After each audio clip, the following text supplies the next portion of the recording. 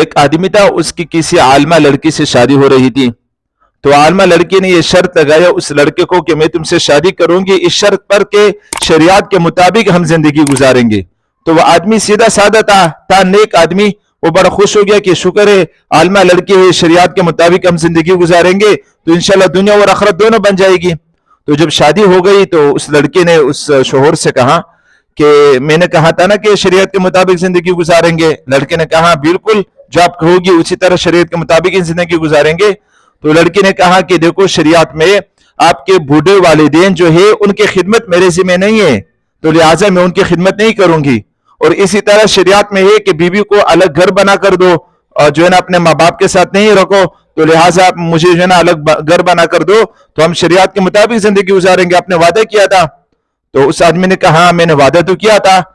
لیکن تھوڑا صبر کرے پھر اس کے بارے میں ہم سوچتے ہیں. تو آدمی تھوڑا ہوشیار تھا، کسی مولوی کے پاس گیا اور یہ ساری باتیں ان سے کہی. تو اس مولوی نے ان سے کہا کہ باتیں تو ان کی ٹھیک کی، شریعت میں تو یہ حکم ہے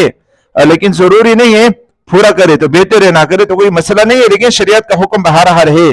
تو اس مولوی نے ان سے کہا کہ آپ ایسا کرے اس عورت کو یہ کہو اپنی بیوی کو کہ ٹھیک ہے ہم شریعت کے مطابق زندگی گزاریں گے، میرے بوڑھے ماں باپ ہیں ان کی خدمت آپ کے ذمہ نہیں ہے، آپ بالکل نہ کرے، تو میں ایک دوسری شادی بھی کر لیتا ہوں تو دوسری بیوی جو ہوگی وہ میرے والدین کے ساتھ رہے گی اور جو ہے نا ان کی خدمت بھی کرے گی، تو میں ایک دوسری شادی بھی کر لیتا ہوں.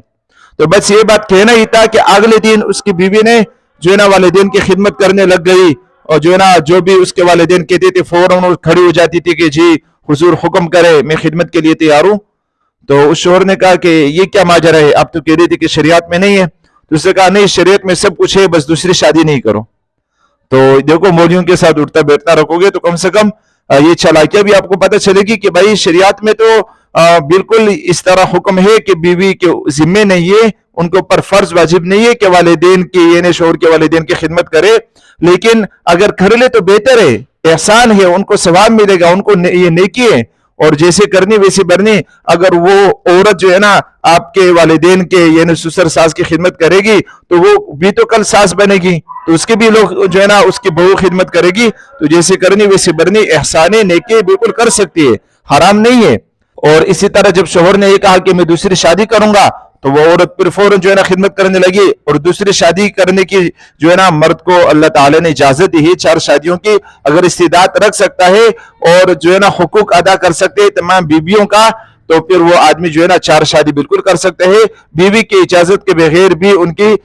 جو ہے نا رضامندی کے بغیر بھی دوسری تیسری چوتھی شادی مسلمان کر سکتا ہے.